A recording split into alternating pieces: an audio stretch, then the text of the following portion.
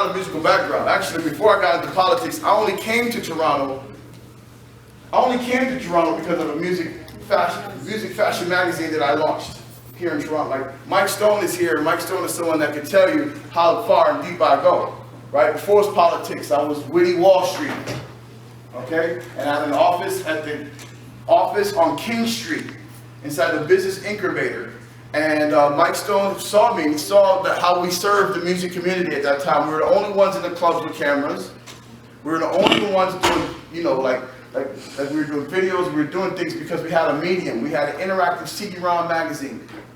Okay? So yeah, before there was Google, before there was YouTube, here in Toronto, we were out in the streets selling CD-ROMs, not CDs, but CD-ROMs. And these CD-ROMs had video on it, had video games on it, had a web directory in it, had everything Google and YouTube is today was on a CD-ROM that we would give to you in the streets. And I sold those on the streets for $5. Okay? And I slept on the streets if I didn't sell enough CDs. Like, I lived like an artist. I lived life like an artist.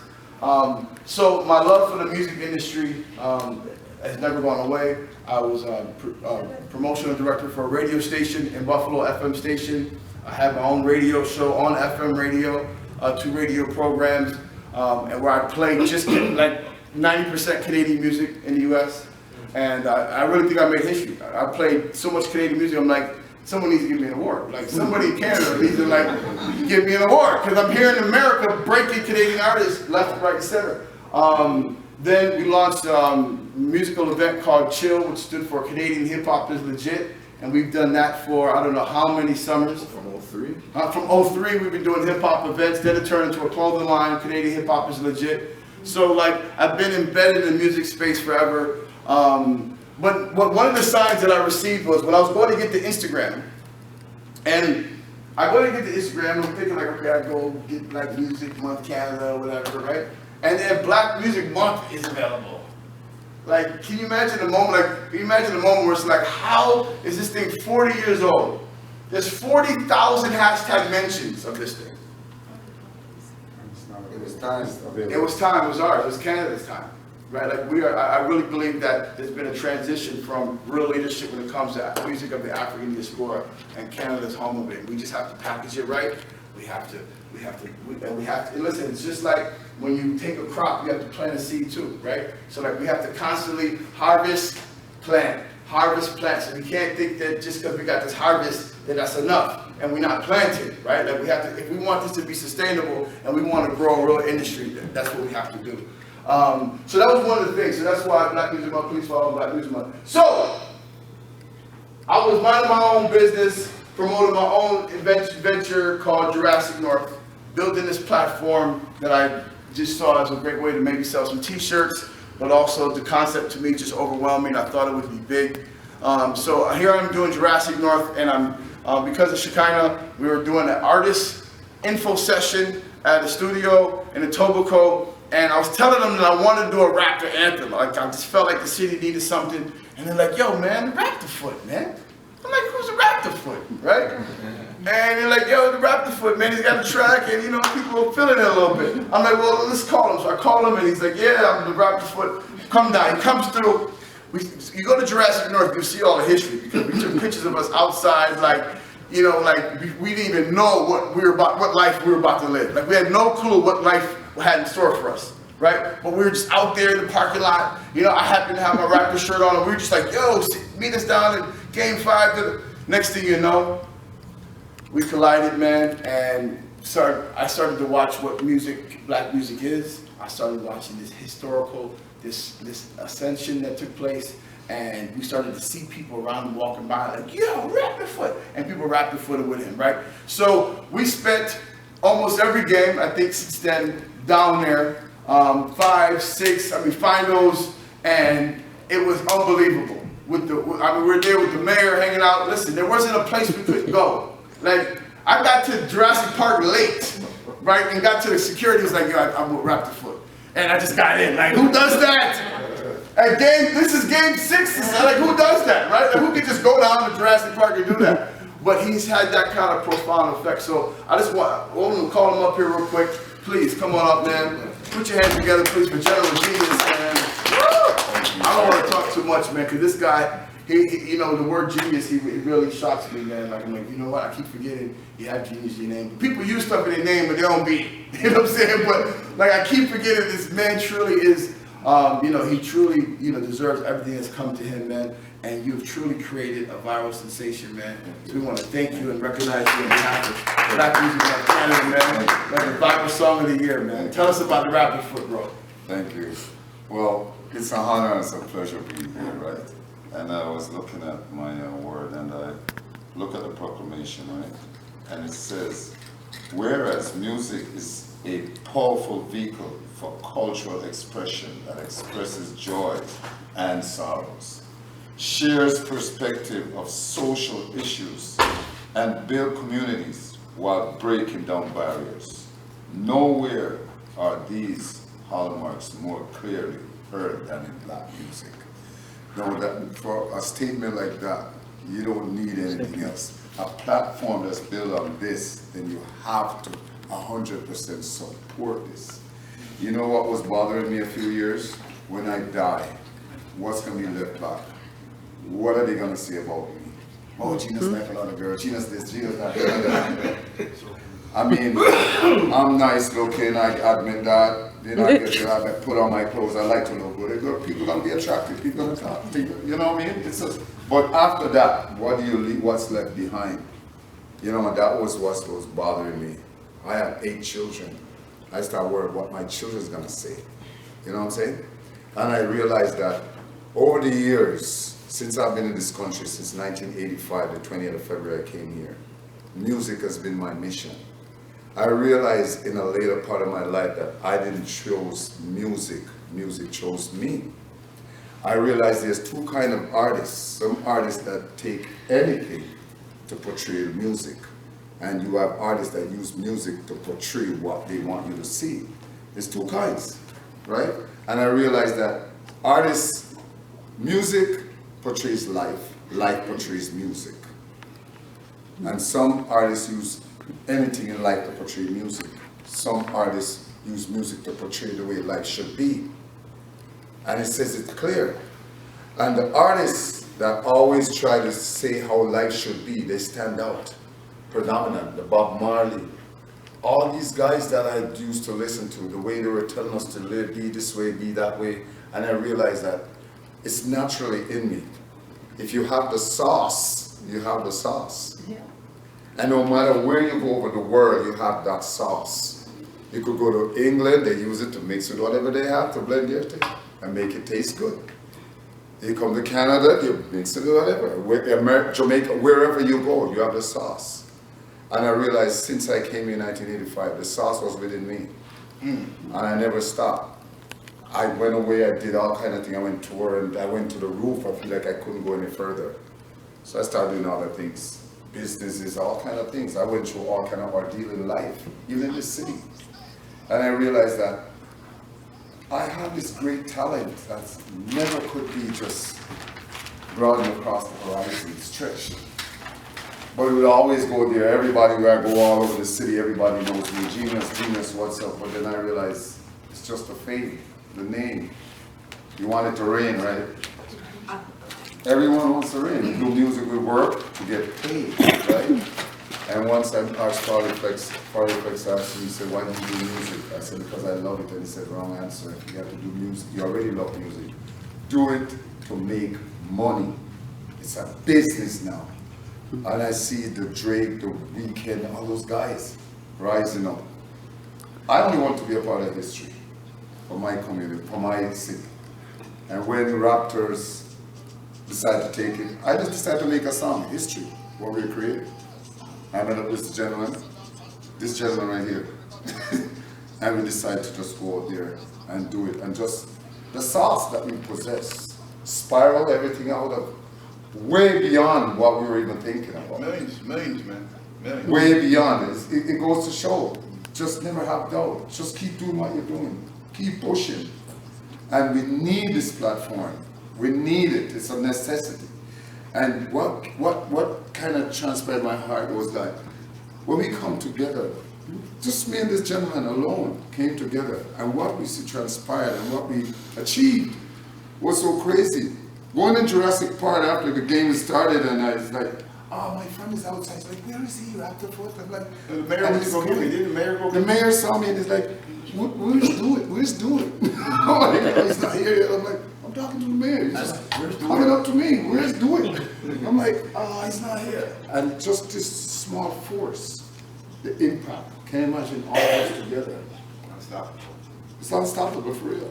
And I think we should never ever let this fall behind. We should never ever let this fall behind. We should support, push, pull together. That's me. I never used to like push as hard as you're doing in the sense of going to Queen's Park, getting stuff done, but musically, I'll be talking, I'll be saying stuff until the force come together. And this is what happens. I'm collecting an award, a plaque. Viral Song of the Year. History. You know, one of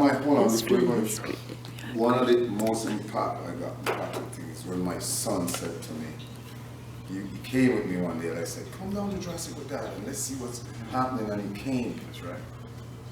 And at the end of the day, we won the championship. That was the day he came. We won the championship. He was with me and keeping up my stupidness in the street, people, just affecting everybody.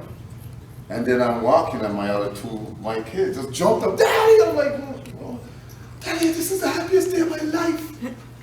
All three of my kids were telling me this is the happiest day of their life, just to see their dad doing this, and they could come and say, this is my dad. It touched me when I realized that, damn, this is what I should be doing. If it could affect my children like that, you know, can't imagine the impact it have over the world.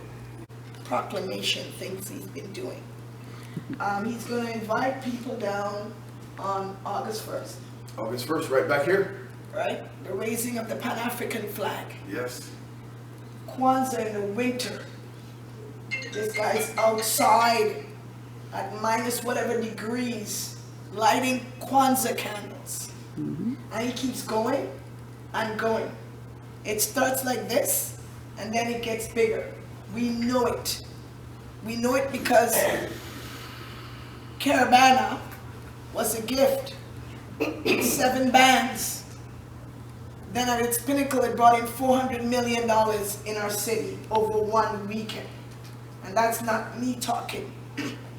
That's the city's official talking with the Economic Decimal Survey.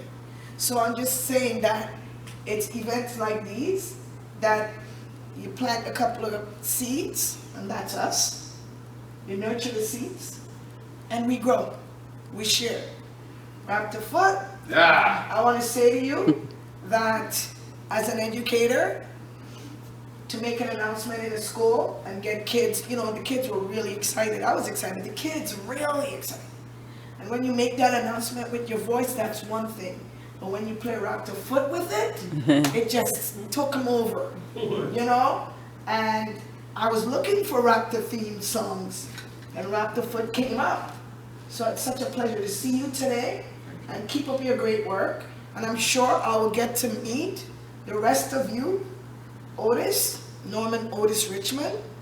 30 years ago, I met this gentleman, and he's always been there. He has a lot of stories to tell. I wouldn't say history, but you also have her history and our stories to tell. So, I know I'm going on too long, but I'm just saying, when DeWitt calls, try and listen and pay attention to why he's calling. Yeah? A shameless plug. I am presently organizing my kiddies section for Kiddies Carnival, July the 20th. If you know children, godchildren, your own children, my name is Jamia Zuberi, Pilau, P-E-A-U, as in the food, Pilau Carnival Arts, on Instagram. I'm up at the Saldana Mass Camp. The section is called Passion. Contact me, and let's get this going. I'll give it to DeWitt to send it to I you want as well. everyone to just type it in on Instagram, because I think one thing we don't do is we come in and we get social, we never actually get interactively and get social. So if you got Instagram, let's make sure that we all stay connected one time. So can you type that in again? P-E-L-A-U. If you're from Grenada, St. Vincent, or Trinidad and Tobago, Arts. know about that. you know pilau. Pilau is the people's My food. favorite food. And it's not just a cook-up, and we have it here too. No. Pilau, the recipe for pilau is rice, peas, and chicken. Sometimes beef. That's it. You don't add something else. If you add something else, it's called another meal. Carnival. Right? P-E-L-A-U, Pilau Carnival Arts. And it's pretty much the food I ate every Monday growing up after the big cook on Sunday. Mandate to celebrate stories that are principally drawn from the African Canadian, Caribbean Canadian, and African American cultural legacies that have universal resonance, which is a fancy way of saying that we find the stories that come from our Black experience that will not likely be picked up or transmitted by mainstream media, but that are a really important part of our entire cultural narrative. And we determine, based on the story, how best that story should be told, whether it be music, theater, dance, video, or a hybrid of all the above. See, did I tell you could do it better than me? Boy, that was amazing. I mean, like, think about it. We need to just put all our money on that. Like, we just need to grow that initiative alone. Like there shouldn't be one organization whose man shares that mandate, right? Like, we all should share that mandate and work together, because our stories are deep, our stories are profound, and we know that, you know, arts is not a cheap industry, right? It's a lot of work. Now, for those who don't know, in March, a moment happened that shook Canada. I don't know if you were around, but reggae took over. Reggae took over Toronto, right, in a profound way, where they actually had their own day declared by the mayor, John Tory, right, where they recognized the titans of reggae music. And not only did it start off in such an impactful way, then you put together a show that just raised the bar on what shows could be and should be. Right? I mean, we're talking about legends sharing the same stage like they haven't in decades. So tell me, how much work went into creating this incredible moment in musical history? I don't really know that I can answer that question. Can't assess it. It's just... The Titans of Toronto Reggae Concert was conceived as a means of drawing attention to the larger issues concerning the neighborhood known as like Eglinton West, known to some as Little Jamaica.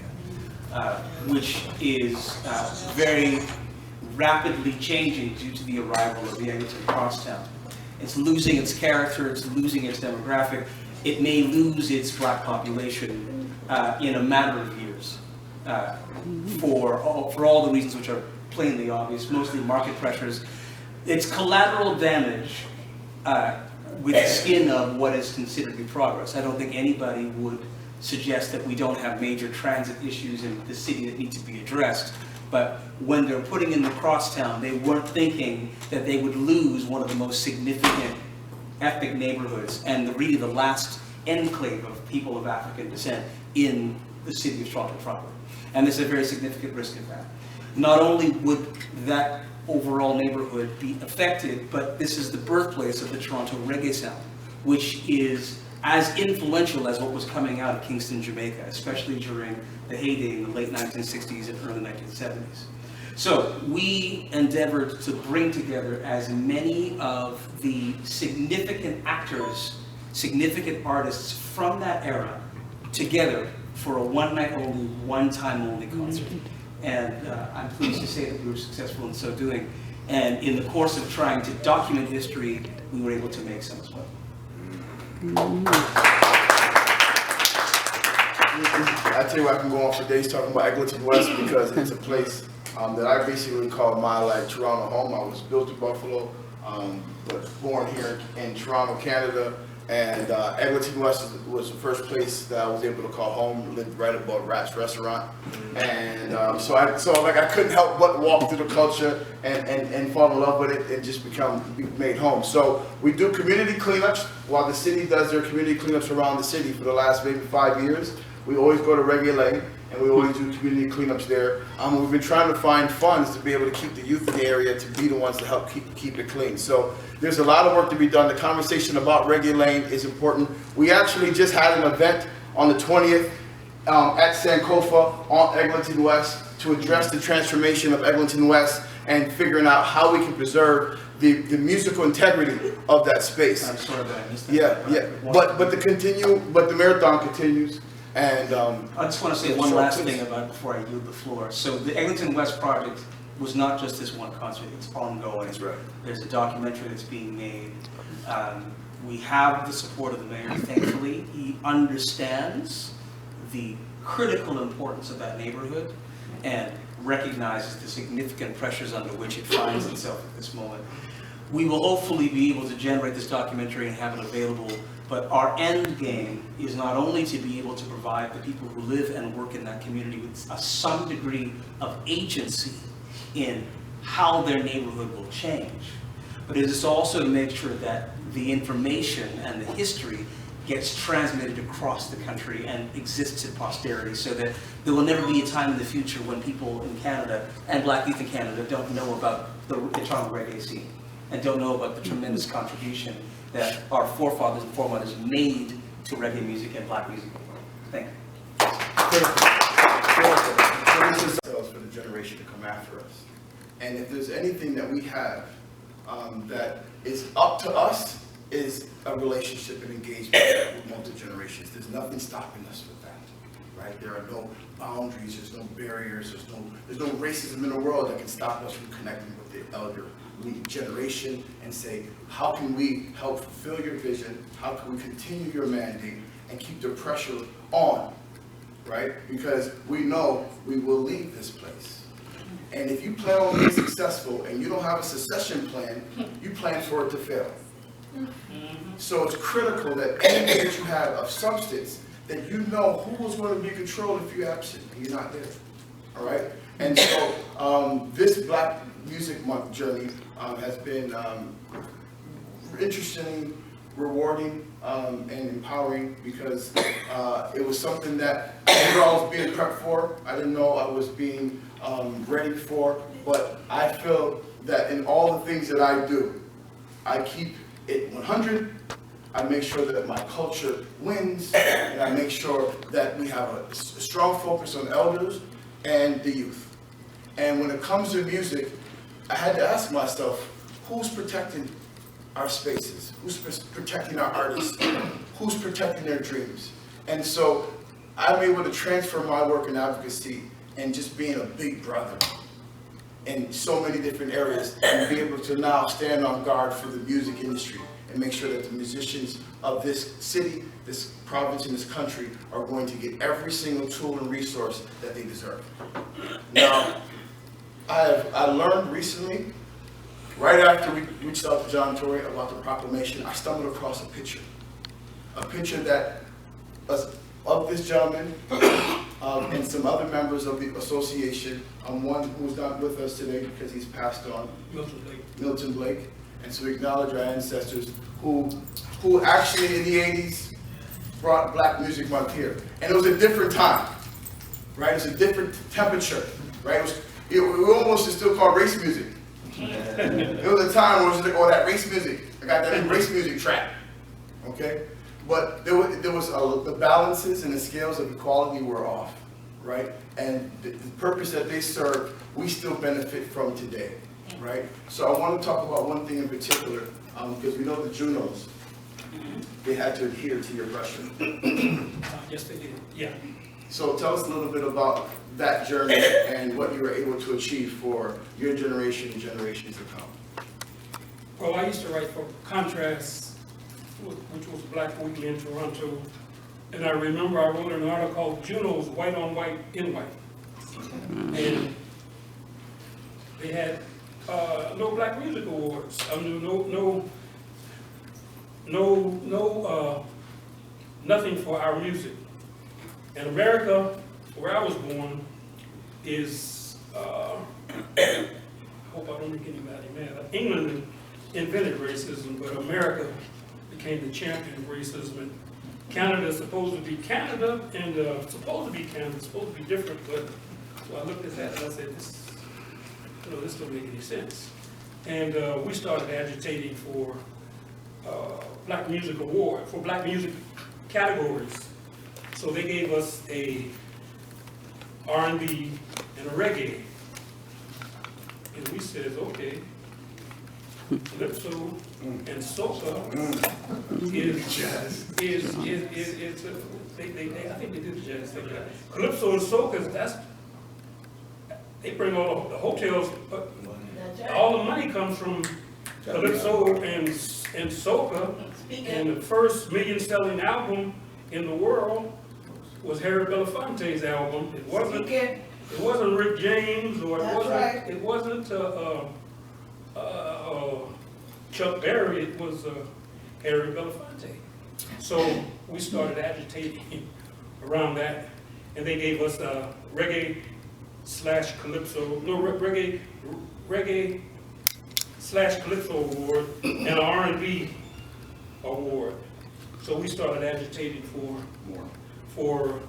the Soca Calypso, and they, as far as I know, they still don't have the Soca award. They have what they call they have a world music, which could mean anything. So yeah, that was yeah. So, now listen, because they asked, they received, right? So we have to understand what world we live in and learn from that model. Listen, people are willing to bend. They know they have to. They're just holding on as long as they can until we ask, until we knock and say, listen, we're organized now, we got cameras now, and this is what we want. So the fact is that not only did they receive what they asked for, but they continue to push, and we have to learn from that because we're going to ask for things, and if it's not the full measure, it's not enough, right? So we can't fall into this complacency space where it's like, okay, they were nice enough to give us this category. It's like, no, we want the full thing, right? And so we have to demand it. So it is that kind of boldness and that kind of bravery that we want to continue to channel, continue to represent as Black Music Month becomes more prevalent across Canada. So we also want to thank, of course, Diane Liverpool, who was working alongside you all. From the very beginning. But Milton Lake was a very articulate human being. He was had a voice like Melvin Franklin and the two. They don't have no bass singers in Black music. You mean like the Voice of Men when the guy was like, that's the last. That was the last bass. The last bass voice? Yeah. Everybody in Black music now sounds like a tenor. First tenor, second tenor. But at one time we had Paul Robeson and Melvin Franklin and the Temptations and Willie Ford and the Dramatics and Milton Blake. But yeah, Milton was a great agitator. Great agitator, because he had that big booming voice. He was 6'3", 6'2", 6'3", had this booming voice, and he kind of intimidated some people. He was very effective. Well, it's those stories that we look to preserve. And if you look around, and I took inventory of, what existed, and I said, who's covering and protecting and securing and archiving Black history music, right? Where is that being done, right? And I tell you what, like this morning, we were in Durham, and we were recognizing Liberty Silver and Jimmy Reed, and I'm looking to do some research on Jimmy Reed, and I'm finding like 3 articles from 10 years ago, right? And that's it, right? We have to leave a bigger footprint, right? We have to make sure that online and inside these hallowed halls, there are places and spaces where our history is recorded, preserved, so that it doesn't get lost. Let me say this, Jimmy Reed is one of the most, if there is an event to commemorate, or if the police move on someone, Jimmy, if you go back and you check out the Black press, Jimmy Reed is the first one to volunteer. Jimmy Reed has, I think he works every day, but if there's anything to do with commemorating the culture of African people, Jimmy Reed is the first one he's always there, always. He should be commemorated. Today's his birthday, he's 75 years young today, and he's out promoting his party. So 75 promote this party, y'all. So if you're in this business and you're ready to ride and this is what you want to do, right, then he is an incredible model to follow up on. I know we have limited time, but we are going to have more opportunities like this where we can connect intergenerationally and share stories, because we have to hear it, we have to record it and preserve it. So could I say one thing? Oh yeah, absolutely. The floor is yours. The person I think that I admire, I follow more than anyone else, is probably Walter Rodney. Walter Rodney was born in Guyana, and he was only 4, maybe 5 years older than me. But he was our idol, because Walter was an anti-imperialist, and Walter lived in the United States, he lived in the Caribbean, he lived in Africa, he lived in Europe, he went to Russia. I mean, Walter Rodney was the man. And he also understood the importance of our culture. I think Walter, I remember I was reading that Walter used to like the platters. You don't know the platters. I'm just I probably heard the name. I mean, I probably heard the name. No, I'm just joking. Platters, they had the platters were big in Jamaica and in Guyana, places like that. Big, yeah. And yeah. And Walter Rodney was like I said, Walter Rodney was my guy. So he talked about imperialism being the thing that divided us as African people, as South Asian people, even as European people. It was imperialism that split all of us up. And Walter Rodney when we talk about an intergenerational situation, always remember Walter Rodney.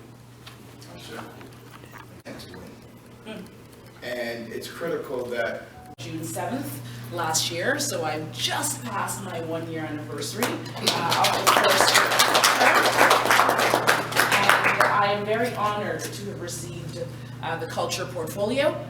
And the Culture Portfolio, as you know, is quite massive. It is the heart of our city, of our province, and dare I say, our country. It really is a way in which we're able to speak of our national pride, whether it's through music, whether it's through film, whether it's through television, whether it's through theater, through fashion, whatever it is, you name it. Culture is a way in which we express our identity. It's also a way in which we tell our stories. It's a way in which we speak truth to what is going on around us. And in these political times, we have certainly seen culture, on the chopping block in more ways than one. So it is very important for us to be here today, and very important for us to keep advocating for a rich, inclusive, diverse cultural sector. Because not only is it entertaining, but we know it's also job generating. We're talking about one of the highest economic boosts for our province is right here in this room. So we can never forget that. I'm here today on behalf of our Black Caucus. I don't know how many of you are familiar, but the NDP is the only party that's elected enough Black people provincially for us to form a Black Caucus. So I'm very, very glad to be here today as one member. Our chair is Dr. Laura May Lindo. She's the MPP of Kitchener Centre and also the critic of anti-racism, citizenship and immigration services. Dr. Rima Burns-McGowan, MPP Beaches East York, poverty and homeless critic. Faisal Hassan, York Southwestern and also the youth engagement critic. And Kevin Yard, who is our MPP from Brampton North, community safety and correctional services critic. And of course myself, Dr. Jill Andrew, culture critic and MPP for Toronto St. Paul's. The purpose of the Black Caucus is really to represent, to connect with community, and to ensure that our voices, our concerns are reflected in the chambers. We know that historically and certainly contemporarily, our voices are often not seen and not heard. So several months ago, we connected with several leaders of our Black communities in the province, and we were told, what about a Black artist? What about creating something, where we can have a direct liaison between Queen's Park and our community? So here we are. We do not begin to suggest that we are experts. I am only an expert on my Black life. On no other person's Black life am I an expert. But what I am is a strong voice, a person who doesn't often take no for an answer, and a person who is very, very hardworking. So it is truly an honor to be here today, to be in this house, and to be that advocate for arts and culture in our province. And I do promise to study hard. As I said, the file is quite expansive. It can be intimidating at times, but I'm putting on my teacher hat, my scholar hat, my professor hat, my learner, and I'm going to do the best I can to represent us the best I can for my tenure. Wow. So this month, Give us a second. Come on. So this month, the Ontario NDP and I join Black Music Month Canada in recognizing June as Black Music Month.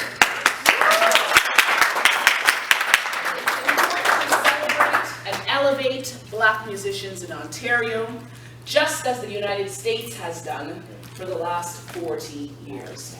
I must come off the script and say thank you to Duet for his leadership, for informing me of this, of making sure that this was front and center and a priority here at Queen's Park. I really appreciate that. It's such an exciting time, yes, of course, to celebrate our Black communities and our Black artists and our art producers. Local artists like Drake, The Weeknd, Julie Black, Cardinal Official, Molly Johnson, Simone Denny, Deborah Cox, Tamia, Chatta, and Toronto St. Paul's very own Austin Garrick, also known as Watts, just to name a few, have gained international recognition for their talent. But it's also time to promote and support emerging Black musicians, music festivals, and artist development resources such as the Ontario Music Fund. That's right. As tangible ways of shining an international spotlight on Ontario's Black artists and the music sector. From reversing cuts to the Ontario Music Fund to including categories like Calypso, Kaiso, and Soca in our music awards, we have the tools to do this. The Ontario NDP and I wish to commend the efforts of the Black Music Association's Toronto chapter and Black Music Month Canada to get all levels of government to recognize June as Black Music Month. Come on. You have our full support in making this happen in the province of Ontario. Congratulations on receiving a proclamation from the City of Toronto declaring June as Black Music Month for the first time in 20 years. That is huge. Best of luck on achieving your goals that you have set for yourself, including establishing the Ontario chapter and your plans for Black Music Month 2020, as well as creating a database of Black artists across Canada and establishing an online resource for artists with accompanying educational products and a calendar of events. Yeah. That will be so helpful to so many of us so we can show up and represent. Because I must say, this government has a practice of suggesting when things aren't used, or when they think things aren't used, or when they think things aren't being, processed and, attended, all of a sudden they're gone. So we really need to show up for one another at local events, show up at rallies, party, and protest together. So I'm looking forward to being able to show up where I can to these events. So now we have some scrolls to present. The first one is to Duet Lee III and members of Black Music Month Canada. Okay, well, Anyone who wants to come up that's a member of Black